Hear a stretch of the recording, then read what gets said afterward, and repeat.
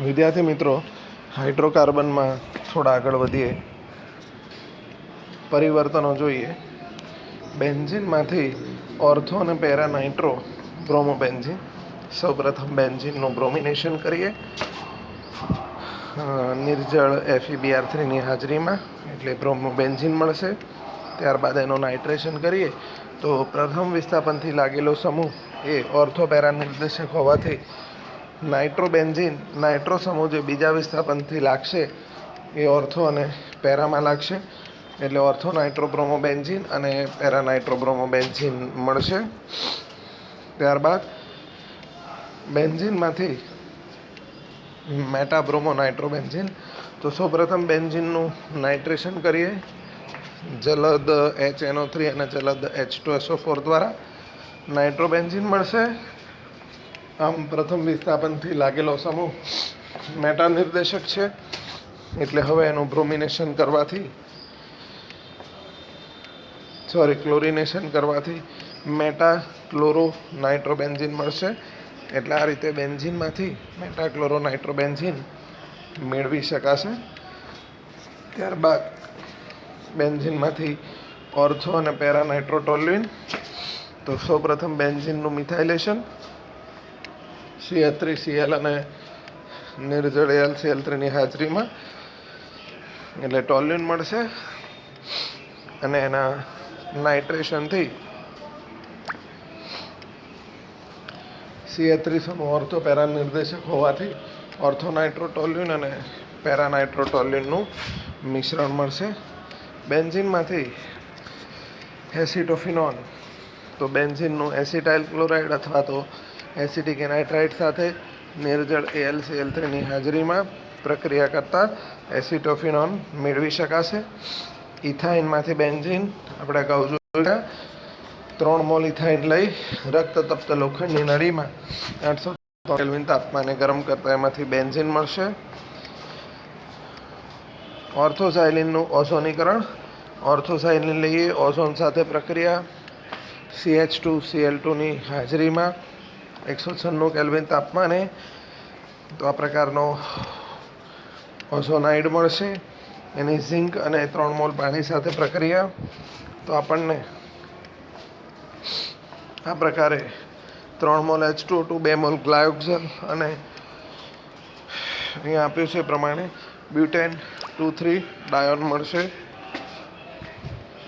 ઇથિનમાંથી benzene. ઇથિનનું bromination CCl4ની હાજરીમાં 1,2 ડાયબ્રોમો ethane મળે. Alcoholic KOH સાથે બીટા વિલોપન પ્રક્રિયા કરીએ બ્રોમો ઇથિન. એની સોડામાઇડ અને લિક્વિડ એમોનિયા સાથે પ્રક્રિયા ઇથાઇન મળશે. અને ઇથાઇનનું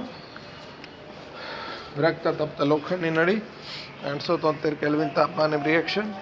તો બેન્ઝીન મળશે. આ પ્રકારે નેક્સ્ટ લઈએ નોર્મલ હેક્ઝેનમાંથી બેન્ઝીન. નોર્મલ હેક્ઝેનનું ડિહાઇડ્રોજિનેશન કરવાથી સાયક્લોહેક્ઝેન, અને એનું ડિહાઇડ્રોજિનેશન કરો 3 મોલ હાઇડ્રોજન દૂરથી બેન્ઝીન મળશે. બેન્ઝીનમાંથી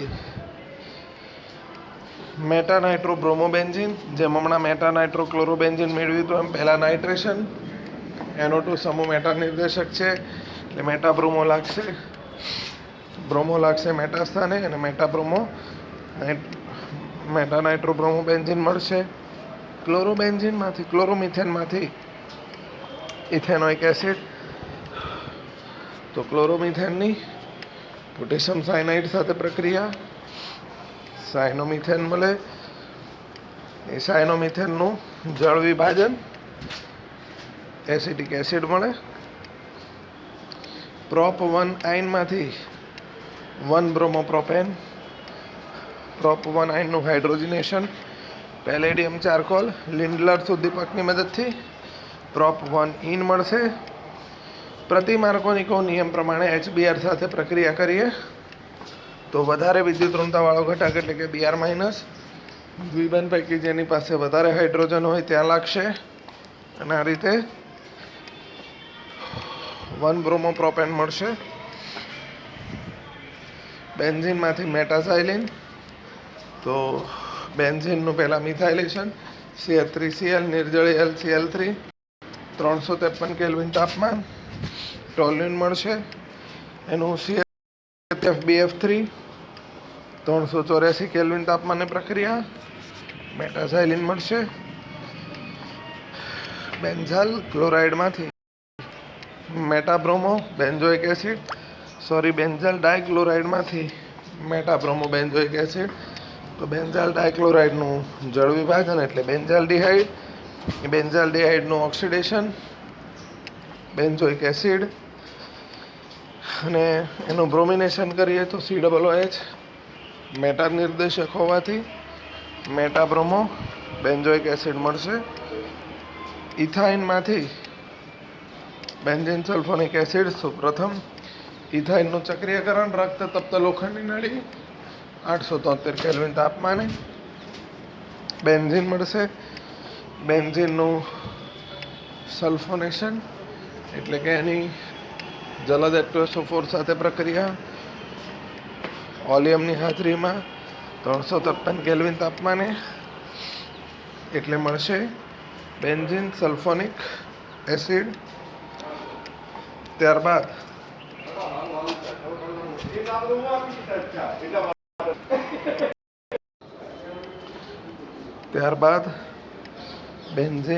બેન્ઝાલ ડાયક્લોરાઇડમાંથી મેટાબ્રોમો બેન્ઝોઇક એસિડ. તો એ આપણે થઈ ગયું. બેન્ઝાલ ક્લોરાઇડમાંથી બેન્ઝાલ્ડિહાઇડ અને એમાંથી બેન્ઝોઇક એસિડ. ઇથાઇનમાંથી બેન્ઝીન સલ્ફોનિક એસિડ એ બી થઈ ગયું. ઇથાઇનમાંથી બેન્ઝીન અને બેન્ઝીનનું સલ્ફોનેશન બેન્ઝીન સલ્ફોનિક એસિડ. હવે બેન્ઝીન સલ્ફોનિક એસિડમાંથી બેન્ઝીન, તો બેન્ઝીન સલ્ફોનિક એસિડ એનું ઘન NaOH વડે પિઘલન કરો, ફિનોલ બને, એની Zn ડસ્ટ સાથે પ્રક્રિયા રિડક્શન થઈ અને બેન્ઝીન મળશે. બેન્ઝીનમાંથી પેરા નાઇટ્રોબ્રોમો બેન્ઝીન. તો પહેલાં બેન્ઝીનનું બ્રોમિનેશન કરો, બ્રોમોબેન્ઝીન મળશે. ઓર્થોપેરા નિર્દેશક ગ્રુપ છે. નાઇટ્રેશન કરવાથી દાખલ થતો સમૂહ ઓર્થો અને પેરામાં દાખલ થાય, પણ પેરા પ્રોડક્ટ વધારે મળે છે એટલે અહીંયા પેરા નાઇટ્રોબ્રોમોબેન્ઝીન મળશે. બેન્ઝીનમાંથી બેન્ઝાલ્ડિહાઇડ. તો બેન્ઝીનની ફ્રીડલ ક્રાફ્ટ આલ્કાઇલેશન કરો એટલે ટોલ્યુન મળશે અને એનું CrO2Cl2 ક્રોમાઇલ ક્લોરાઇડ સાથે ઓક્સિડેશન કરવાથી બેન્ઝાલ્ડિહાઇડ મળશે. ઇથાઇનમાંથી સાયક્લોહેક્સેન. તો ફર્સ્ટ ઓફ ઓલ ઇથાઇનનું ચક્રીયકરણ લોખંડની નળી રક્તતપ્ત લોખંડની નળી 873 કેલ્વિન તાપમાને ઇથાઇનનું ચક્રીયકરણ કરો તો બેન્ઝીન મળશે અને બેન્ઝીનનું હાઇડ્રોજનેશન કરવાથી આ પ્રકારે આપણને સાયક્લોહેક્સેન મળશે. ટોલ્યુનમાંથી બેન્ઝાલ ડાયક્લોરાઇડ. ટોલ્યુનનું ક્લોરિનેશન પારજાંબલી પ્રકાશની હાજરીમાં 384 કેલ્વિન તાપમાન એટલે બેન્ઝાઇલ ક્લોરાઇડ. ત્યારબાદ ફરીથી આનું Cl2 પારજાંબલી પ્રકાશ 384 કેલ્વિન તાપમાન એટલે બેન્ઝાલ ડાયક્લોરાઇડ આ પ્રકારે મેળવી શકાશે. બેન્ઝાલ ડાયક્લોરાઇડમાંથી બેન્ઝોઇક એસિડ. સૌપ્રથમ બેન્ઝાલ ડાયક્લોરાઇડનું ક્લોરિનેશન પારજાંબલી પ્રકાશ 384 કેલ્વિન તાપમાન. બેન્ઝો ટ્રાયક્લોરાઇડ અને બેન્ઝો ટ્રાયક્લોરાઇડનું જળ વિભાજન કેલ્શિયમ હાઇડ્રોક્સાઇડ વડે કરીએ એટલે બેન્ઝોઇક એસિડ અથવા બેન્ઝીન કાર્બોક્સિલિક એસિડ મળશે. આ રીતે પણ કરી શકાય. બેન્ઝાઇલ ડાયક્લોરાઇડના જળ વિભાજનથી બેન્ઝાલ્ડિહાઇડ અને બેન્ઝાલ્ડિહાઇડના ઓક્સિડેશનથી આ પ્રકારે બેન્ઝોઇક એસિડ મેળવી શકાશે. 1,2-ડાયબ્રોમો ઇથેનમાંથી ઇથાઇન. 1,2-ડાયબ્રોમો ઇથેનની બીટા વિલોપન પ્રક્રિયા એટલે બ્રોમો ઇથિન મળશે.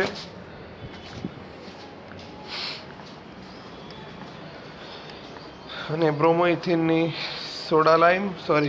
સોડામાઇડ સાથે પ્રક્રિયા અગાઉ જોયું એમ ઇથાઇન મળશે. ક્લોરોમિથેનમાંથી ઇથેનોઇક એસિડ હમણાં જ જોયું. ક્લોરોમિથેનનું સાઇનેશન એટલે મિથાઇલ સાયનાઇડ. મિથાઇલ સાયનાઇડનું જળ વિભાજન એટલે આ પ્રકારે એસિડિક એસિડ મળશે. પ્રોપ 1 આયનમાંથી 1 બ્રોમોપ્રોપેન. પ્રોપ 1 આયનનું આ બી જોઈ ગયા. હાઇડ્રોજન સાથે પ્રક્રિયા. લિન્ડલર ઉદ્દીપક પેલેડિયમ ચારકોલ. પ્રોપ 1 ઇન અને પ્રોપ 1 ઇનનું એન્ટીમાર્કોનિકો નિયમ પ્રમાણે HBr સાથે પેરોક્સાઇડ ઉદ્દીપકની હાજરીમાં પ્રક્રિયા કરીશું તો 1 બ્રોમો પ્રોપેન મળશે. બેન્ઝીનમાંથી પેરાનાઇટ્રોબ્રોમોબેન્ઝીન. બેન્ઝીનનું બ્રોમિનેશન હમણાં જ જોયું એમ અને એનું નાઇટ્રેશન કરીએ તો બ્રોમો સમૂહ ઓર્થોપેરા નિર્દેશક હોવાથી ઓર્થો અને પેરાનિપજનું મિશ્રણ મળે, પણ પેરાનિપજ મુખ્ય ગણાય. એટલા માટે 4 નાઇટ્રો 1 બ્રોમો બેન્ઝીન મળશે.